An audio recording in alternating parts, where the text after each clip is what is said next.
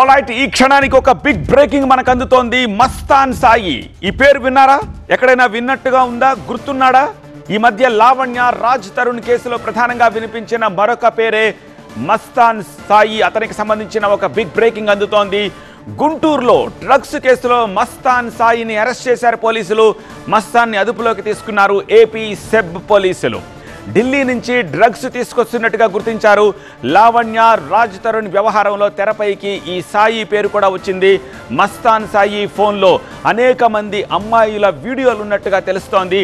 వీడియోలు చిత్రీకరించి వాళ్ళని బ్లాక్మెయిల్ చేసినట్టుగా తెలుస్తోంది మస్తాన్ సాయి. హైదరాబాద్లోని వరలక్ష్మి టిఫిన్ డ్రగ్స్ కేసులో పట్టుబడ్డ నిందితుడికి డ్రగ్స్ ఇచ్చాడు మస్తాన్ సాయి. ఇప్పటికే నలుగురిని అరెస్ట్ చేశారు సెబ్ పోలీసులు.